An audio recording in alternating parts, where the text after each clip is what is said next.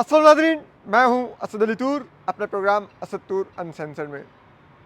आज हम 3 बड़ी खबरें ला रहे हैं कि क्या साबिक वज़ीर-ए-आज़म इमरान खान साहब से जेल में किसी अहम शख्सियत ने मुलाकात की है। ये क्या कहानी है, क्या मामला है, क्या माजरा है, ये आपको बताएंगे। इसके अलावा आपको बताएंगे कि क्या वकला अब तमाम सूबाई हाई कोर्ट से इस आइनी तरमीम के ख़िलाफ़ रजू करने जा रहे हैं। ये क्या बड़ी अहम पेशरफ्त है।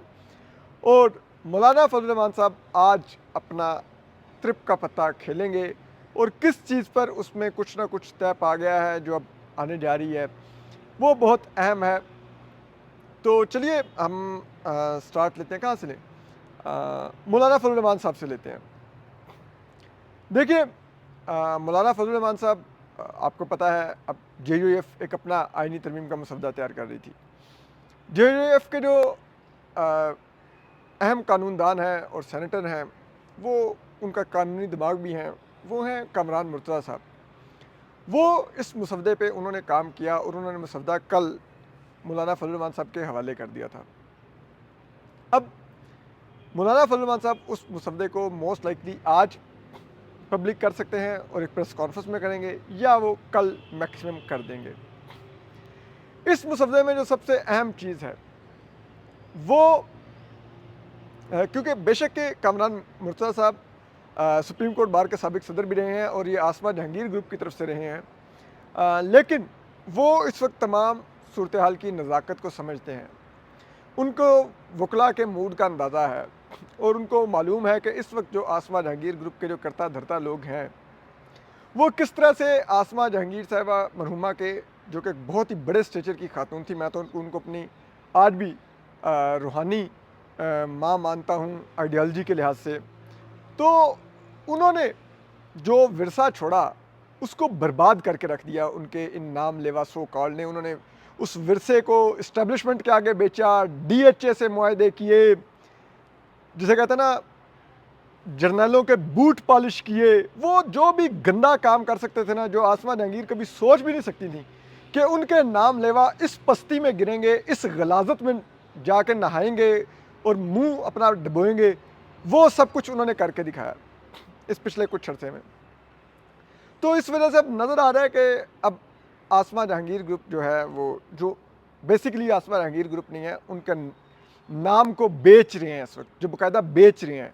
उनके नाम के जो सौदागर हैं वो अब जवाल पजीर होने जा रहा है और वो जवाल पजीर होता नज़र आ रहा है। तो इस बात का अंदाज़ा बखूबी कामरान मुर्तज़ा साहब को भी है और इसीलिए अब उन्होंने ये देखा है कि बजाय इसके कि वो मौलाना फजल रहमान साहब को उस गाड़ी पे चढ़ा दें जो जस्टिस मंसूर अली शाह का रास्ता रोकने के लिए चल रही हो और चीफ जस्टिस काजी फायसा को नवाजने के लिए चल रही हो, तो वो उन्होंने एक बड़े सेन वाइस के तौर पे मौलाना फजल रहमान साहब को अब तक बड़ा तरीके से कानूनी तौर पे इस गेम में खिलाया है। तो उसमें अब जो चीज़ें नज़र आ रही हैं, उसमें एक तो ये है कि सबसे बड़ा जो अहम जो ट्रिप का पत्ता होगा वो होगा कि क्या वफाकी आइनी अदालत में मौलाना इतफाक़ कर देंगे। तो वो ज़राए कहते हैं कि मौलाना फजल रहमान साहब कुछ चेंजेस के साथ उस पर इत्तफाक हो रहा है। जो पहले था कि आइनी बेंच बना लें इसी सुप्रीम कोर्ट के अंदर, शायद वो ना हो पाए, लेकिन एक वफाकी आइनी अदालत के क़याम के ऊपर एक इत्तफाक होगा। लेकिन वो आइनी अदालत का ढांचा क्या होगा, उसमें जजेस की तादाद कितनी होगी, उसकी तैनातियाँ कितनी होंगी और वो कब से काम शुरू करेगी, उसका दायरा कार क्या होगा, ये सब कुछ अभी तय होना बाकी है। जो हुकूमत ने 26वीं आईनी तरमीम तजवीज़ की थी, इस्टेब्लिशमेंट ने जो मसौदा उनको बना के दिया था और इन्होंने टाउटों की तरह मसौदा लेके पार्लियामान में पेश करने की कोशिश की थी, उनको तो मौलाना ने बाय एंड लार्ज मुस्तरद कर दिया। फिर बावजूद इसके कि पाकिस्तान बार कौंसिल जो इस वक्त अब इस्टेब्लिशमेंट की B टीम और हुकूमत की C टीम और जिसे कहते हैं ना वो जिसका भी किरदार अदा कर रही है, उन्होंने तो जो अब आइनी मसौदा उन्होंने प्रपोज़ किया वो आलमोस्ट वही है जो ऑलरेडी इस्टेब्लिशमेंट ने बनाया हुआ है। लेकिन मौलाना एक कदरे मुख्तलिफ मसौदा ला रहे हैं। उसमें वो एक तो हाई कोर्ट के जजेस की जो पोस्टिंग एंड ट्रांसफ़र्स है वो मुस्तरद करने जा रहे हैं। कामरान मुर्तज़ा साहब ने खुल के कहा है कि भाई ये तो सारा खेल ही इस्टेब्लिशमेंट का है, क्योंकि इस्लामाबाद हाई कोर्ट के 6 जजेस ने ख़त लिखा था, तो ये उनको टारगेट करने के लिए ये शिक डाली जा रही है। तो एक तो वो मौलाना उड़ाने जा रहे हैं।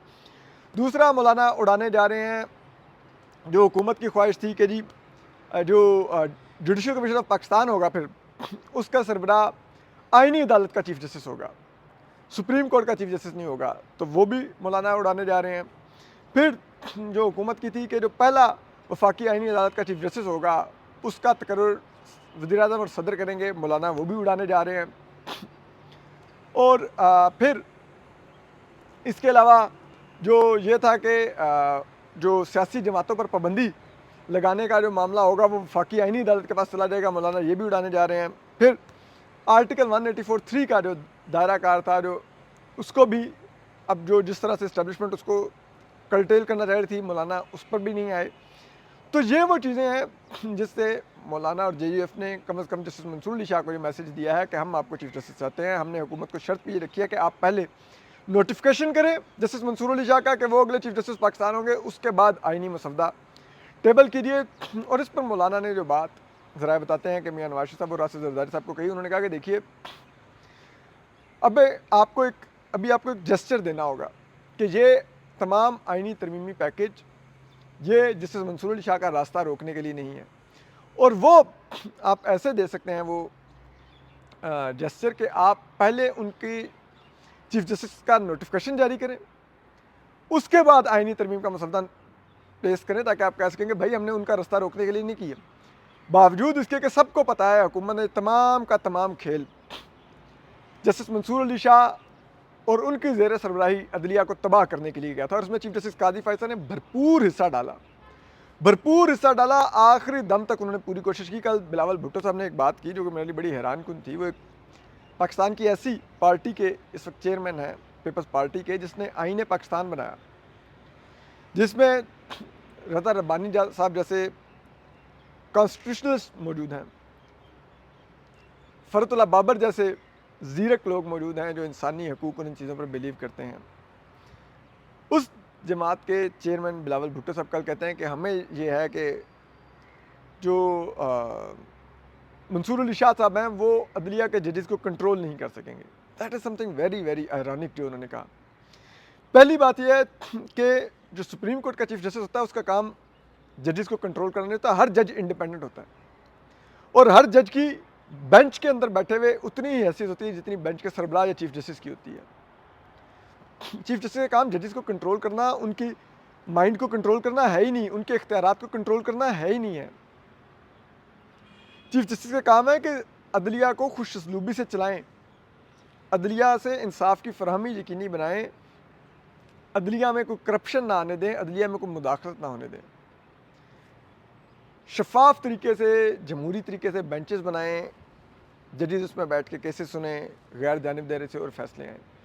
ये चीफ जस्टिस का काम ही नहीं है जो आप कह रहे हैं। और इसका मतलब है आपको इसीलिए जस्टिस कादी फैसला अपील कर रहे थे जब वो चीफ जस्टिस बने कि वो अदलिया को तबाह कर रहे थे, जजेस को कंट्रोल कर रहे थे, जो जजेस इस्टेब्लिशमेंट को पसंद नहीं थे उनको साइडलाइन कर रहे थे, जो इस्टेब्लिशमेंट को की आंखों का तारा जजेस बन गए थे उनको अपने बेंचेस में डाल रहे थे।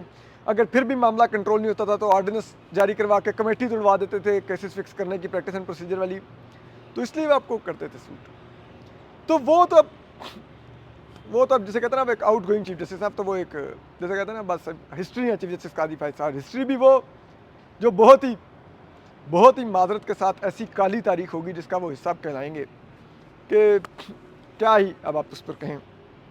तो बहरहाल तो अब जस्टिस मंसूर अली शाह को ये मैसेज दिया जा रहा है कि हम आपका रास्ता रोकने में कम से कम JUF हिस्सा नहीं बनी। ठीक, तो ये एक मामला है, इसी तरह सब चीज़ें आगे चलेंगी। लेकिन जो अगली चीज़ है वो बड़ी अहम है, वो है कि अब जो वकला हैं और बड़े बड़े लोग हैं, अहम लोग हैं, वो पांचों हाई कोर्ट्स में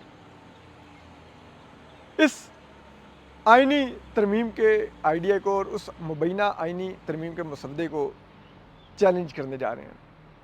और ये ज़राए बता रहे हैं कि आज ही हो सकता है। अस्ताद मलिक साहब बड़े क्रेडिबल साफ़ी हैं, उनकी भी ये खबर है।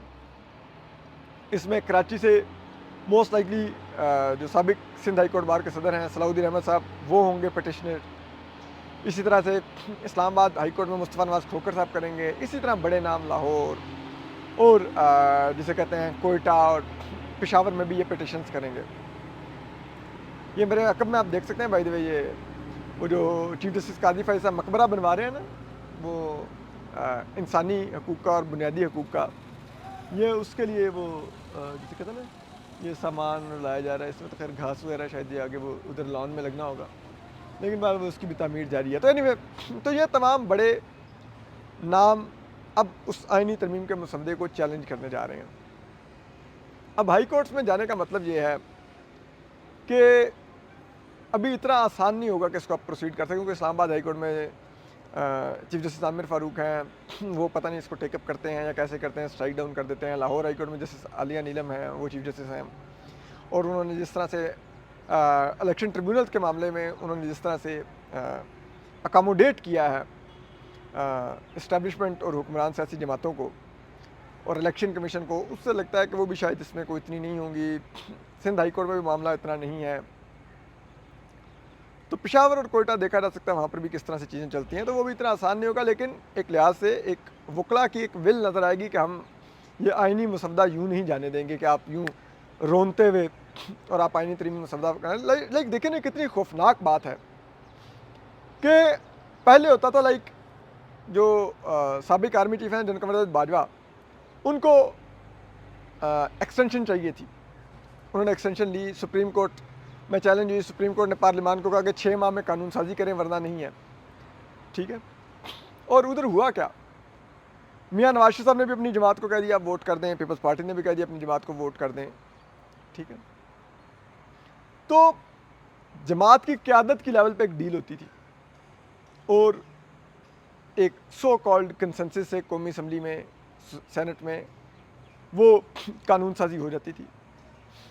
इस्टेब्लिशमेंट कभी भी इस हद तक नहीं गई थी या उनको ये रास्ता नहीं दिखाया गया था कि आप अरकान असम्बली अगवा करके या उनके अहल खाना अगवा करके, जैसे रियाज फतेहाना साहब का ज़राए बता रहे हैं, बेटा अगवा हुआ है, ठीक है, उनको कहा जा रहा है बैरून मुल्क से आके वोट डालो, ठीक है। इसी तरह और एक पिछली दफ़ा एक और PTI के जो रुकन थे, उनकी बेटी और बीवी अगवा कर ली गई, ठीक है। तो इस हद तक कभी नहीं गिरे थे पाकिस्तान में लोग। अब जब मामला यहाँ पर आ गए हैं तो अब तो एक आप नया दोज़ख का दरवाज़ा खोल रहे हैं आइन और कानून साजी के अमल के ऊपर कि आपका नहीं मेजॉरिटी, आप अपोजिशन के लोग अगवा करवाएं और उनसे वोट करवाएं, उनके अहल खाना अगवा करवाएं, वोट करवाएं, और उसके लिए सुप्रीम कोर्ट से भी आप चीफ जस्टिस काजी फ़ाइज़ साहब का बेंच बनवाएं, वो आपको 63A का फैसला रिवर्स करके आपको हॉर्स ट्रेडिंग का लाइसेंस दे देंगे। क्या आप करें, मैं इसके लिए आपको अदालत से भी रास्ता बना देता हूँ, ठीक है। तो ये तो इतना खौफनाक मामला है, यानी कि आइंदा इस्टेब्लिशमेंट को चाहिए भी नहीं होगा कि उनकी जो कैंगरू पार्टी होगी, जिसको उन्होंने अगर फार्म 47 की लास्टिक की शलवारें पहनाई होंगी, उसको असम्बली में मेजॉरिटी पूरी मिले, नहीं भी मिलेगी वो कहेंगे खैर है, आपको नहीं मेजॉरिटी मिली, हम आपको लोग उठा देते हैं, आप वोट करवाएं। इमरान खान साहब भी मानते थे, जो कि बड़ा ही शर्मनाक था कि उनके दौर में उन्होंने कोई असम्बली में कानून साजी करवानी होती थी तो उनको ISI की मदद लेनी पड़ती थी और जनरल फैज़ हमीद उनको पूरे करके देते थे बंदे, लेकिन वो फिर भी उनके अपने इत्तेहादी होते थे, अपोजिशन के लोगों को अगवा नहीं किया जाता था, उनके जैसा कहते हैं ना बीवी बच्चों को अगवा करवा के उनसे वोट करवाया नहीं जाता था। यहाँ पर तो अब एक नई रिवायत आप डाल रहे हैं कि अपोजिशन को आप उनकी क़यादत से डील करके टेम करके ना लाएं, आप अगवा करके ले आएँ वोट डलवाने के लिए। ये बड़ा ही खौफनाक चीज़ जन्म लेने जा रही है, यानी कि हुकूमत एक आइनी तरमीम करने जा रही है। पहली बात यह कि हुकूमत का अपना मैंडेट और उसकी लेजिटिमेसी क्वेश्चनेबल है फार्म 47 और फार्म 45 के डिस्प्यूट में, और उस चोरी से बचने के लिए वो कभी इलेक्शन एक्ट में तरमीम करते हैं, कभी रिटायर्ड जजेस का ट्रिब्यूनल का करते हैं, कभी कुछ करते हैं, कभी कुछ करते हैं, जिससे मज़ीद क्लियर होता है कि इट मीन्स जो फार्म 45 और फार्म 47 का जो इल्ज़ाम है उसमें वज़न है, उसमें कुछ हकीकत है।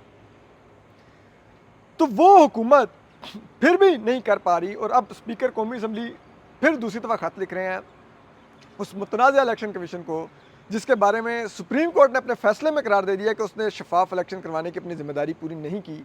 उस इलेक्शन कमीशन को स्पीकर साहब दूसरी दफ़ा खत लिख के कह रहे हैं, नहीं वो आप रिजर्व सीटें हमें दें, ठीक है, कि हम ताकि वोट करवा सकें और वो आइनी तरमीम पास करवा सकें। कितना नीचे गिर रहा है पाकिस्तान का निज़ाम, पाकिस्तान का इज्तिमाई शऊर, आप सोचिए इससे विल ऑफ द पीपल के साथ किस तरह खेला जा रहा है किस तरह उसको बर्बाद किया जा रहा है, किस तरह रोंदा जा रहा है, ठीक है। और उसमें माशाल्लाह से हमारी सुप्रीम कोर्ट ने भी चीफ जस्टिस काजी फैसला ने अब हिस्सा डाला प्रॉपर। एक उन्होंने 13 जनवरी को इलेक्शन रिग करने में हिस्सा डाला था, दूसरा हिस्सा उन्होंने डाला है ये 63A का फैसला करके, और उसके लिए उन्होंने जो सदारती ऑर्डिनेंस जारी करवाया, जिस अंदाज में कमेटी तोड़ी, जस्टिस मुनीब अख्तर को निकाला, जस्टिस नईम जस्टिस जिसे कहते हैं अमीनुद्दीन खान को डाला, तो वो लाइक एक पूरा खेल है, आपको नज़र आता है वाज़ेह तौर पर, पैटर्न नज़र आता है क्लियर।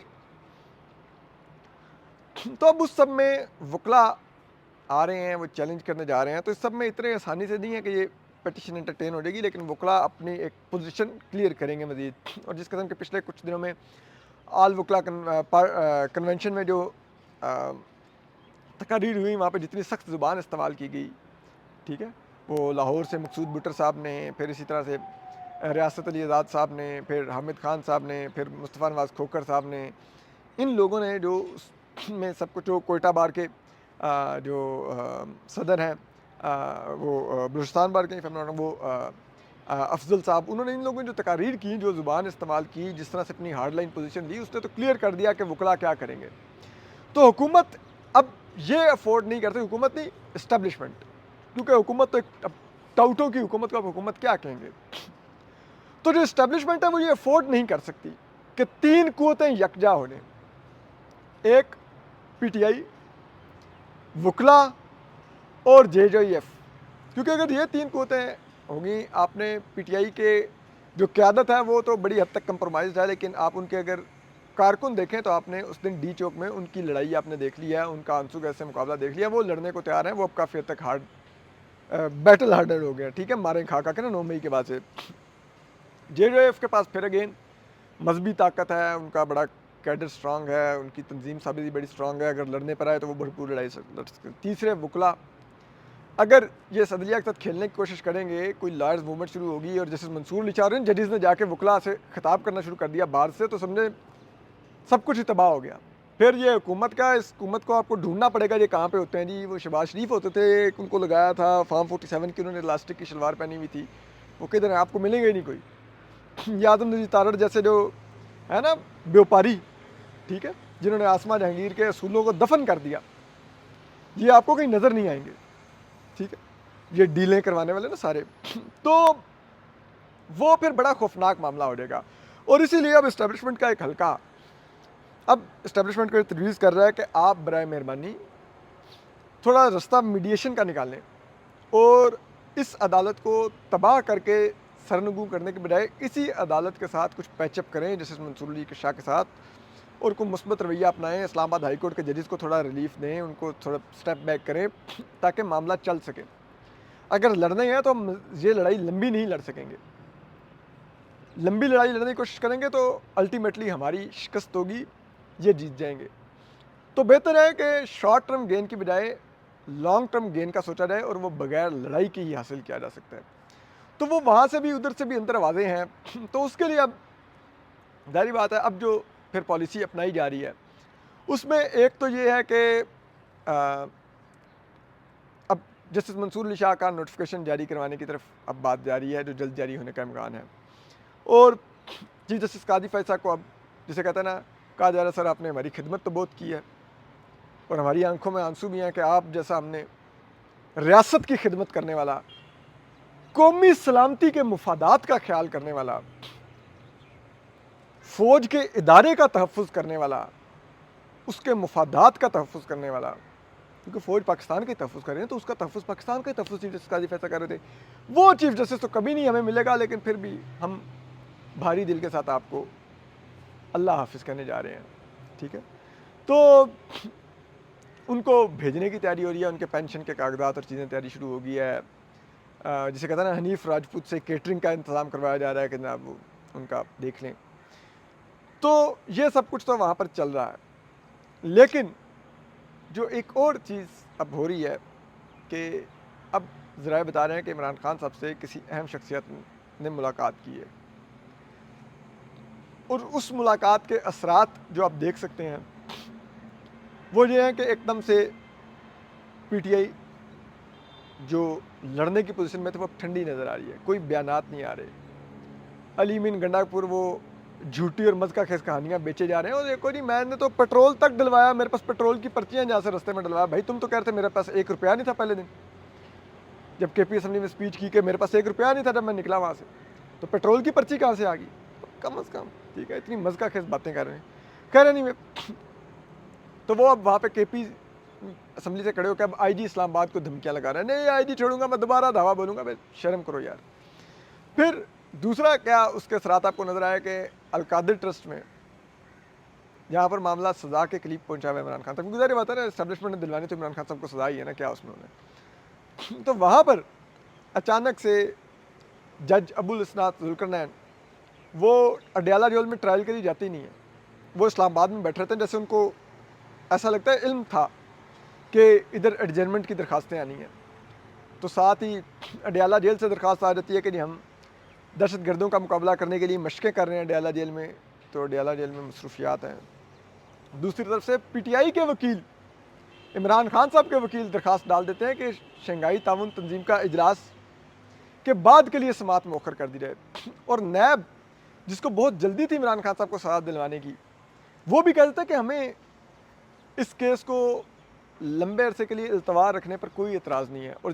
और जज अबुल इसनात जुल्करनैन जो 2 दिन की एडजर्नमेंट नहीं देते थे, उन्होंने 19 तारीख तक का, जिसे कहते हैं ना, समात मुलतवी कर दी। तो कहीं ना कहीं तो ये कंसेंसस था, और ये इसीलिए था कि अगर अडयाला जेल में ये दरखास्तें फ़ाइल होती और अडयाला जेल में अबुल इसनात जुल्करनैन जाके जज जो थे वो हेयरिंग करते और वहाँ पर उनके सामने दरखास्तें आती और फिर वो एडजर्न करते भी, तो फिर भी मकसद पूरा ना होता, क्योंकि फिर उस वक्त सहाफ़ी वहाँ पर मौजूद होते, इमरान खान साहब मौजूद होते, तो कोई ना कोई प्रेस टॉक इमरान खान साहब को करनी पड़ती। कुछ ना कुछ ये जो खैबर पख्तूनख्वा हाउस जो है उसमें जो वाक़या हुआ है, जो अली मीन गंडापुर के साथ हुआ है, उस पर कुछ ना कुछ उनको बोलना पड़ता, और वो नहीं बोलना चाहते थे, क्योंकि ज़ाहिर बात है एक बड़ी मुलाकात हो चुकी थी। उस मुलाकात में कुछ ना कुछ ऐसा, जिसे कहते हैं ना, वो कॉन्फिडेंस बिल्डिंग मेजर्स CBMs हुए थे कि उसके लिए कहा गया कि अब दोनों तरफ ज़रा खामोशी इख्तियार करेंगी और उसके बाद अब शायद आगे बातचीत का रास्ता खुलना है। ये कौन शख्सियत क्या है, ये भी हम मामला आपके सामने रखेंगे। लेकिन इस सब पे एक जो चीज़ है, वो हुकूमत के लिए एक परेशानी शायद इसमें पैदा हो रही है, और वो यही है कि अगर इस्टेब्लिशमेंट और इमरान खान साहब को बातचीत कर रहे हैं, तो फिर क्या इसके, जिसे कहते हैं वो, कोलेटरल डैमेज में इस हुकूमत को ही नुकसान होगा। ज़ाहिर बात है सियासत के खेल में यही होता है। जब शहबाज शरीफ साहब और आसिफ जरदारी साहब ने इस्टेब्लिशमेंट से बातचीत शुरू की थी, मियां नवाज शरीफ साहब ने बातचीत शुरू की थी, तो अल्टीमेटली इमरान खान साहब भी रुखसत हुए थे और फिर ये लोग आए थे। तो क्या उस तरफ भी होगा? लेकिन ये सब कुछ बहुत ही गंदा खेल होगा अगर सब ने अपना इक़्तिदार लेने के लिए अल्टीमेटली इस्टेब्लिशमेंट से ही बातचीत करनी होती है, विल ऑफ़ द पीपल के ऊपर इंसार नहीं करना होता, अपने वोटर के ऊपर इंसार नहीं करना होता, तो फिर ये कारकुन किस लिए इतनी लड़ाइयाँ लड़ते हैं, जेलें जाते हैं, मारें खाते हैं, अपने घर तुड़वाते हैं, अपनी बेटियां अगवा करवाते हैं, अपनी कोई इस सिलसिले को रुकना होगा।